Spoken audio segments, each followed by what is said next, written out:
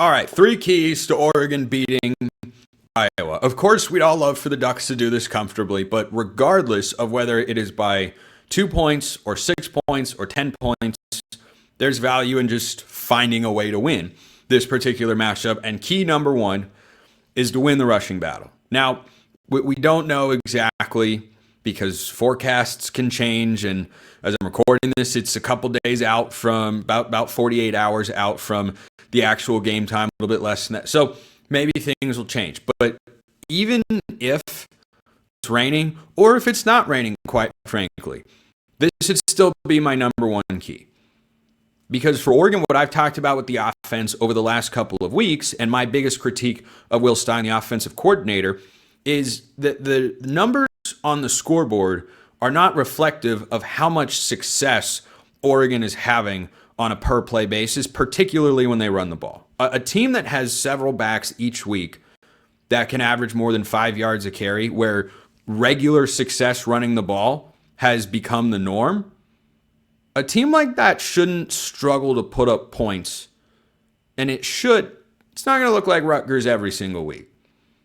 But there should be a flow. And just the disconnected nature between those two trends, I would really love for that to change. That would make me feel better about Oregon's offensive coordinator right now, who I know some fans are not always huge fans of, but I think it's also easy to forget how good he's been. This is year 3.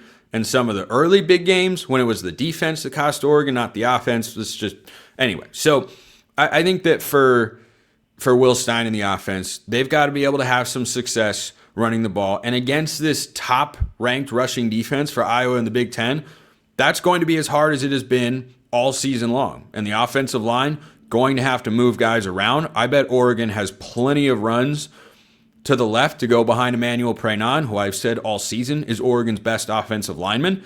There are several good ones. Poncho is definitely second, but Prenon, I think, has been the best against both running and passing situations. So I think if Oregon's able to have success there, that bodes well for any kind of game. And then on the other side, the reason I don't just say have running success for key number one, win the rushing battle, Iowa is not going to be able to throw the ball in this Oregon defense. Not consistently. The receivers, I just don't see how they are suddenly going to emerge and have, an Elijah Surratt type day. Like, there isn't a guy like that out there. And Oregon still boasts, even with that game in which Mendoza only had 215 yards passing, by the way, Oregon boasts one of the 10 best passing defenses in all of college football.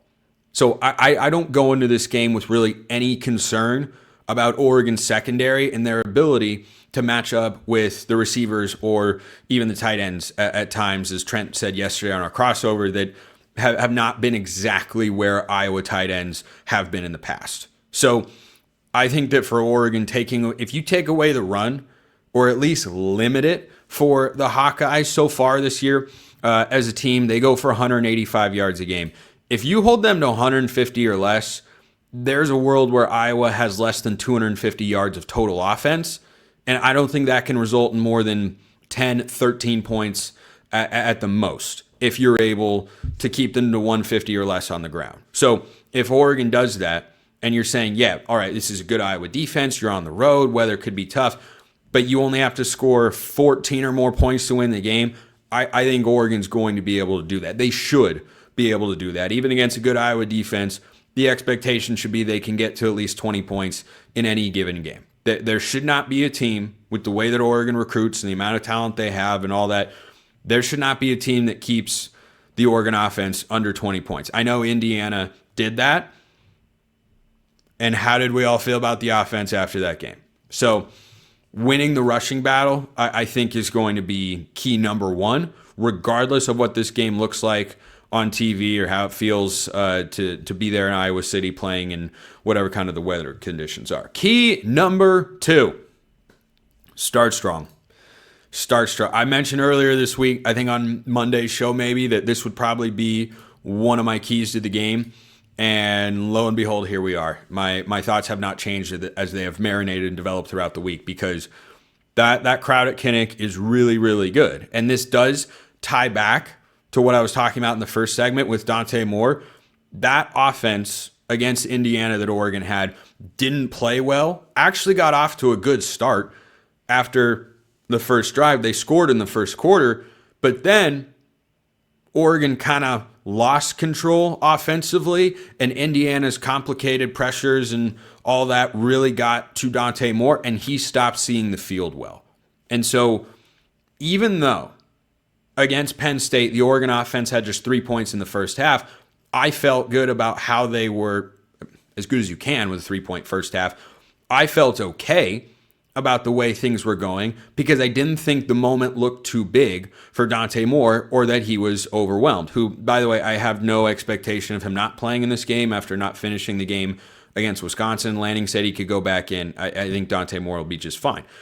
But if Dante Moore goes in, on the first drive, is picked off, or if he's stripped, if he's under pressure in a significant way, I trust Oregon's defense. I think this more applies to the offense, the starting strong. Obviously, you want to do well on both sides of the ball at all times, but top key, I'd say, is Oregon's offense getting off to a good start, to let Dante Moore settle into the game, to let Dante Moore feel like things are slowing down, get the crowd out of it as much as you can early on, and make them fight for moments to really turn up the noise in Kinnick Stadium. So that's key number 2. And then key number 3, avoid the big mistakes. Because this kind of ties back to the crowd factor I was just talking about. That place will go crazy. Absolutely crazy.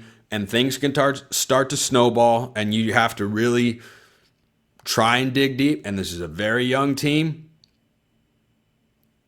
I would not want to see this particular Oregon team get down 10 points because of an early, interception, fumble, block punt, big return, anything like that. I wouldn't want to see how they try and come back from that, especially if it's harder to throw the football because it's raining.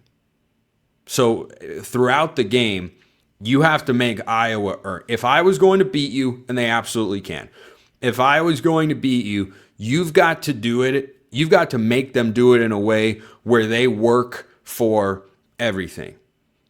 You cannot, what just popped into my head when talking about this, the Oregon State collapse in Corvallis in 2022. What did Oregon do in that game? Dropped a punt that the punter was trying to catch from the long snapper at the 1-yard line. That is literally handing them a touchdown. Special teams returns that gave the Beavers great field position. Those are the sorts of things, moments, mistakes that Oregon just flat out cannot have, especially when they're on the road. And it's not like there are a lot of games where you are okay with those things happening, but this wasn't one of my keys against Rutgers or against, Oregon State or anybody like that, because I felt like there was a bigger margin for error. You don't have as big a margin for error here against a good Iowa team on the road. You have to make them work for it, because I do not believe the Iowa offense can consistently go up and down the field on this Oregon defense. I think the Ducks are too good on that side of the ball. So if you avoid big mistakes, don't throw an interception, throw the ball away and punt sometimes. That's okay. That's okay, because you've got to trust that the defense is not going to allow more than one touchdown drive in this game, and I don't think that they will. So just to recap, 3 keys. Win the rushing battle, start strong, avoid the big mistakes. Oregon does 2 at least, or even all 3 of those things. I think they'll win the game, and again, I've got them winning 24-13.